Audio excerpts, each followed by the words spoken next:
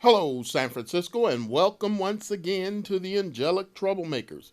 I'm your host, Alan Jones, and on today's program, Hollywood Complicit.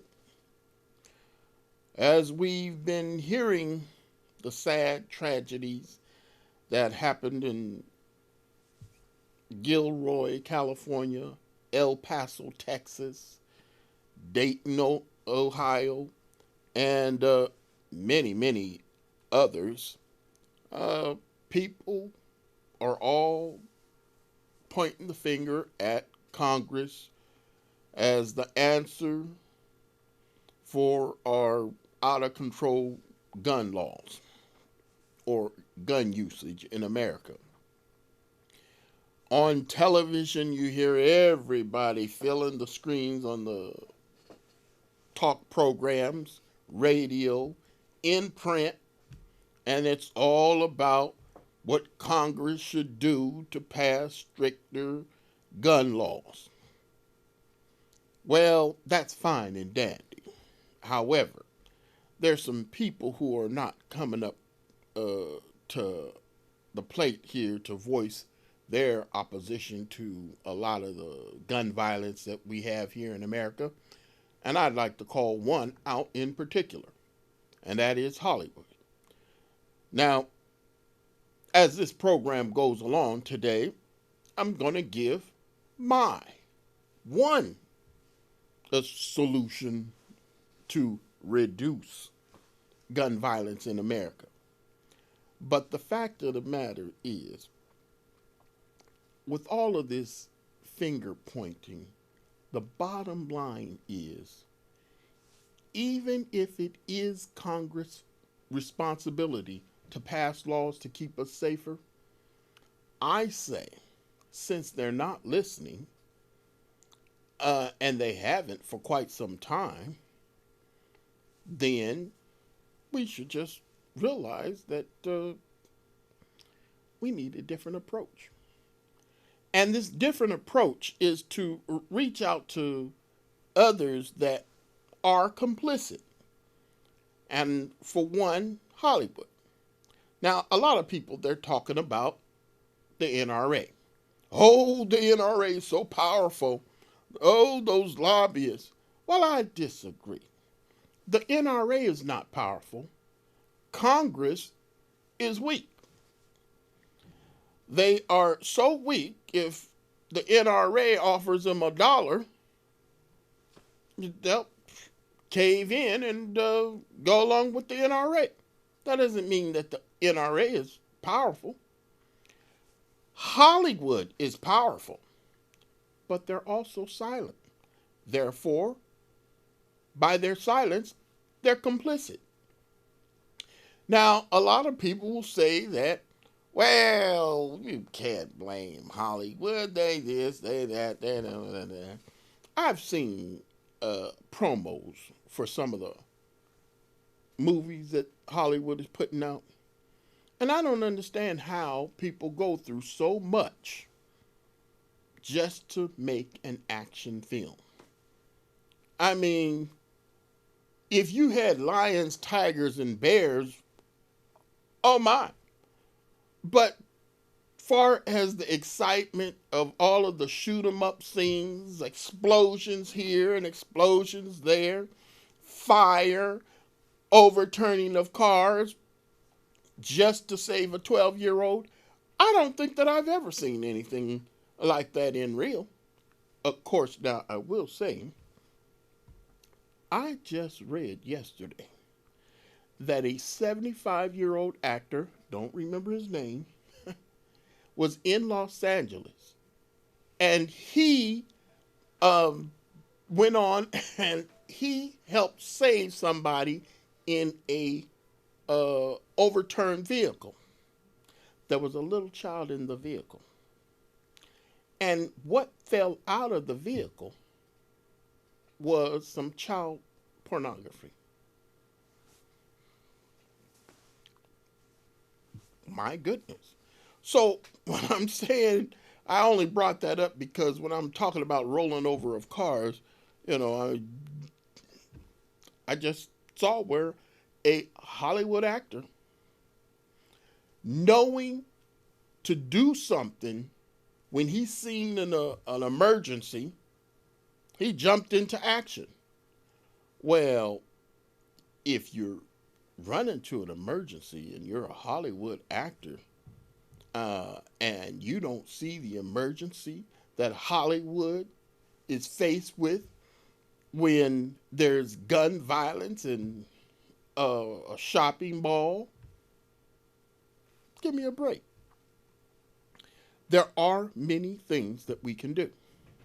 And yes, again, I say that Congress does have the ultimate responsibility to pass laws that make it harder, not for just mentally ill individuals to get their hands on weapons, but Congress should make it harder to get guns, period. Now, I happen to believe in a person's right to have a gun, whether it be for protection in the home or for recreation out and wherever. But the fact of the matter is we do need stricter regulations. I received my application for the renewing of my driver's license. And I opened up the envelope in which it was in there, and it made it really easy for me to fill out the form for my new driver's license online. But there's an issue. America is switching over to some sort of high tech. I don't know what it's called because I just read it yesterday and forgot it. But by the year 2020, October, I believe, if you want to travel, you're going to have an approved travel ID. And just your regular driver's license is not going to be enough. Now, I've been using my regular driver's license to travel ever since I was 18 years old. But because of the heightened security risks, there's a new system coming out. So I'm saying that if we are having everyone who travels switch over to a new heightened security risk ID, form of ID, what more security risk is there than some nut running down the street with an AK-47 in his arm? So, though I'm saying that there's all kinds of different things that we are doing, and Congress does have the ultimate responsibility, I think that we can go around Congress because, what do they call it? Machine Gun Mitch McConnell, the majority leader in the Senate, the president, and all of his NRA backers,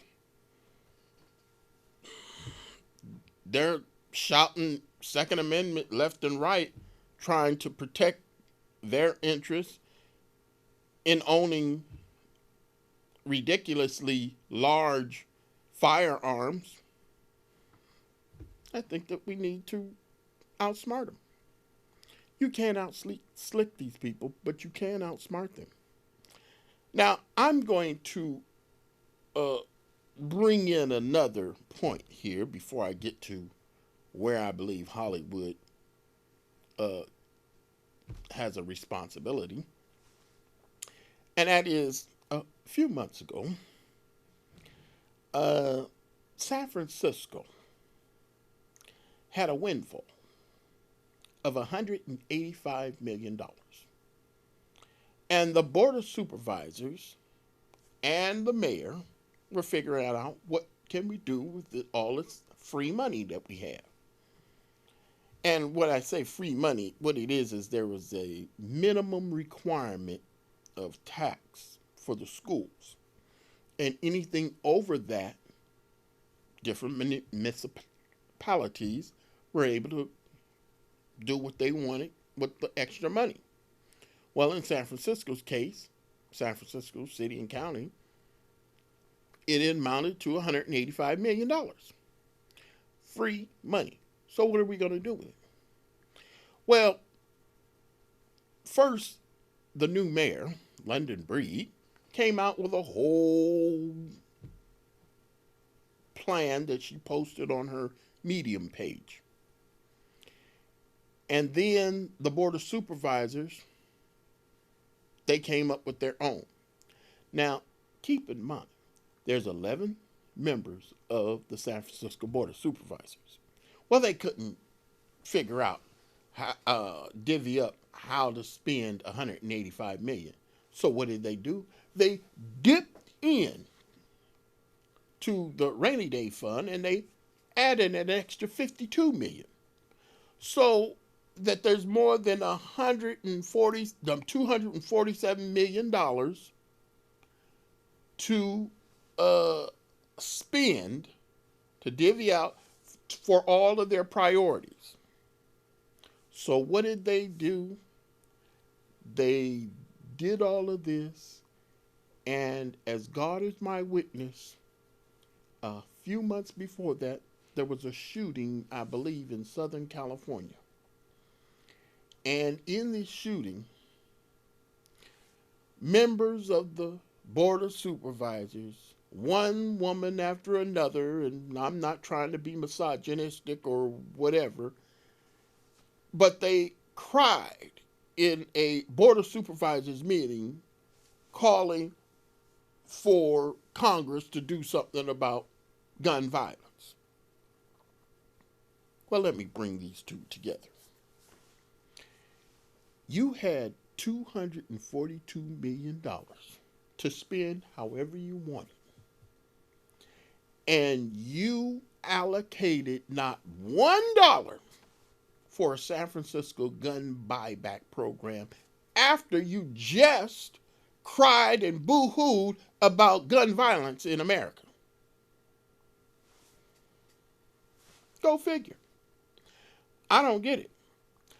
Now, a couple of months ago, or a few months ago, San Francisco Board of Supervisors, the same board, they read an article in the San Francisco Chronicle about juvenile hall. Juvenile hall, they claim by reading this article,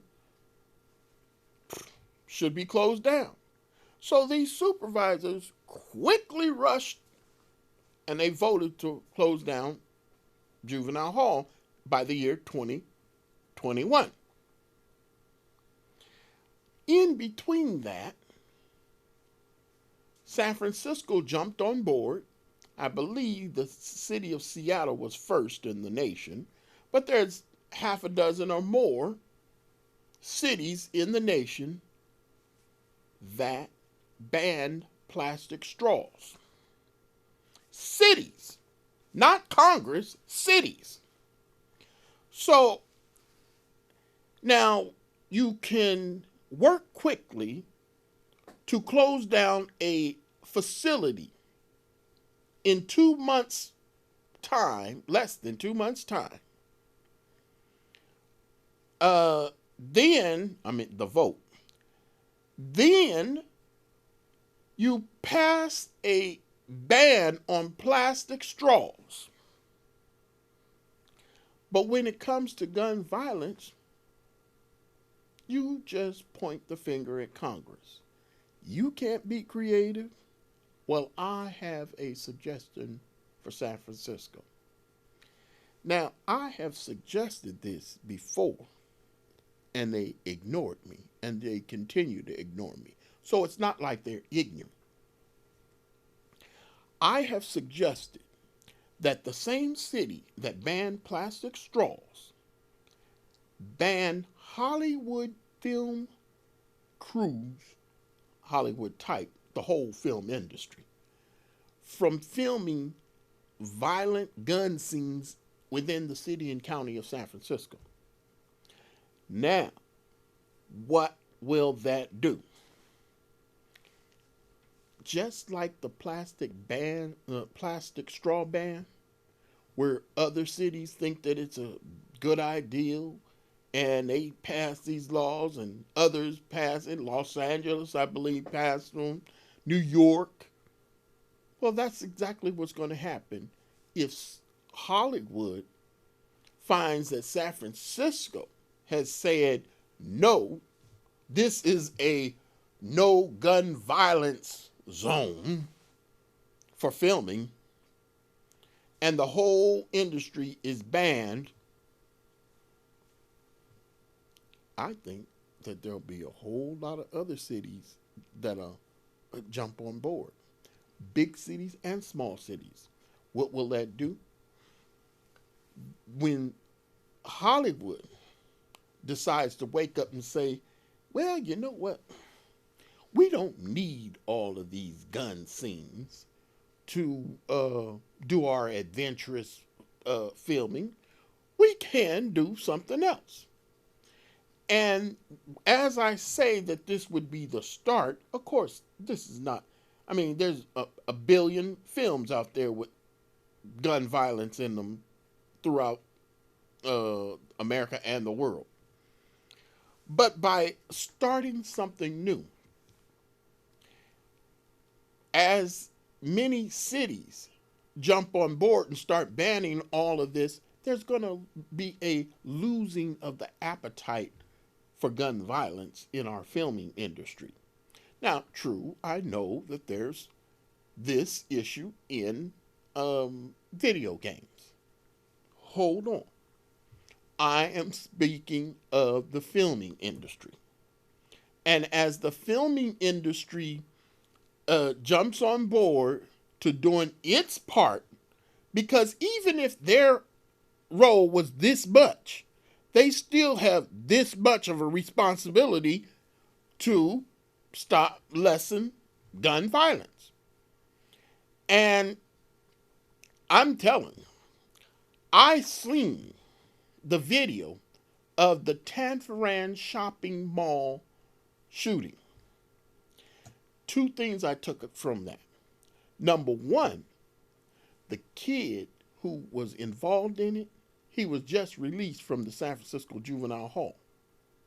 Where did he get a gun in less time than it took for the San Francisco Board of Supervisors to close down Juvenile Hall? He had a gun, went to a mall, and was shooting up the mall. Well, when I saw the video of him shooting this young man, he looked like he was on a Hollywood set. I mean, he had great form. No, really. And so the issue is, I'm sure that this young man who spent an awful lot of time up at Juvenile Hall, he didn't get that from video games. And I'm sure that up at Juvenile Hall, there's some questionable films being shown to the young people who are up there. But I'm sure in this young man's life, 18 years old, he's seen an awful lot of gun violence on TV and in the movies, and he thought, hey, that's the way to do it. Now, there was a few years ago, I don't remember how many years ago, but there was an 11-year-old and a 13-year-old who were mad at the world. One that I know was mad because of the divorce of his parents, and people teased him about his weight and stuff like that and different things, and he came to this new school and He got even with him by him and a buddy, equally dangerous, got a hold of grandpa's guns and shot up the school. Well, when they asked this young man, uh, what it, why'd you do it? He didn't understand what the violence was. He thought that he was just going to scare him. Now, some people they disagree on whether that what he said was true, but from a 13-year-old's mind, I can honestly believe that this person thought he was going to do an awful lot of shooting and just thought that, like in the cartoons, everybody would get up and walk away. Now, I can honestly say that in my life, I enjoyed the Bugs Bunny cartoons and all of these cartoons, the Roadrunner and everyone of those that had blow 'em up, shoot 'em up scenes. And I was able to distinguish between real and fake. Therefore, I didn't grow up as many of those cartoons as I've watched. I didn't grow up with some violent connection, mad at the world. And so I understand that there are some people who believe, well, it's not Hollywood's fault. It's just a movie. Well, I'm going to tell you something. I've heard some people discussing certain movies, and they scared me. Because when they are talking about these movies, even though they're made up movies, they're talking about this is real life. And so I'm like, I'm not saying that these adults now, I'm not saying that these adults are disconnected. You know, I'm saying that it is a scary thing to see some people where they can't distinguish between fake and real. It's part of life. There's these Onion magazines or Onion newspaper stories. Well, and when you read them, it's a made up story and something that is super ridiculous. One Onion story, one of my brothers said to me, Obama was arrested. He was dragged out of his bus and was arrested. This was 10, 12 years ago. And I said, oh, that didn't happen. He said, no, I read it in the paper.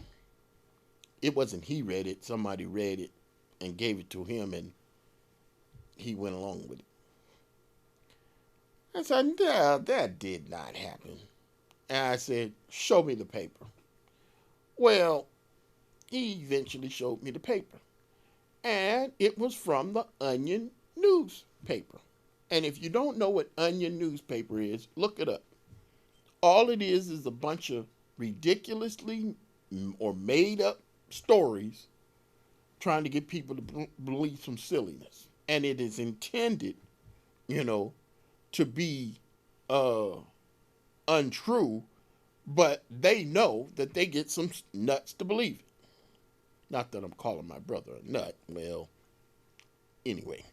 So the fact of the matter is there are some situations where if you're not careful, somebody's going to misread and they're going to act upon it. Well, that's what this stuff that's going on right now. People are misreading a lot of things and they're going out and acting accordingly. Now, there's no misreading of the crap that comes out of President Donald Trump's mouth. It's clear and it's insightful. I mean, inciting. And so, to incite people to do some of the ugly things that they're doing, we have to be careful. Now, if Hollywood is doing some of this crap and the President of the United States is spewing some crap, we need to take a different approach. And I'm saying by taking a different approach, we need to go around the corner when it comes to getting the attention of lawmakers if we want gun laws to increase and gun violence to decrease. And I'm saying, as I've posted on my Medium page, if you search out, we don't need an Einstein to stop gun violence in America or to stop American gun violence, you'll see and read my suggestion. But we have to think. Einstein said his definition or his defining of what's insanity, doing the same thing over and over again and expecting a different outcome. Well, when these different shootings happen, what happens is everybody's pointing the finger at Congress. Congress do this, Congress do that. Congress, Congress, Congress. And I'm saying if Congress didn't wake up after the shooting up of a school, Sandy Hook, where more than 26 children, 6 and 7-year-olds, lost their lives to gun violence, a nut with a AK-47, and I'm not talking about a mental health nut. I'm just saying a nut. Then what are we doing relying on them many years later and countless shootings later by trusting them? Oh, they're going to wake up this time. I'm telling you, no matter what law is passed based on the shootings in El Paso, Texas last week and Dayton, Ohio, it is not going to lower the chances of some of these issues from reoccurring. And I'm saying that we do need to get to be more creative. And the only way you're going to get more creative is if you go all the way back down and get some help. And I say that that help should come from Hollywood. And when Hollywood gets on board, they will have already, it's innate for them to be creative. So I'm saying that to help Hollywood to be more creative, they can be more creative on the scene and they can be creative going to Congress. Why? Because they're not going to listen to anybody who has less power than the NRA right now. Well, I'm saying Hollywood has the power. And why it's keeping its mouth closed and being complicit, shame on you, Hollywood. We need you. And I'm saying that by us in San Francisco banning Hollywood film types from filming here, gun violence, it's a start.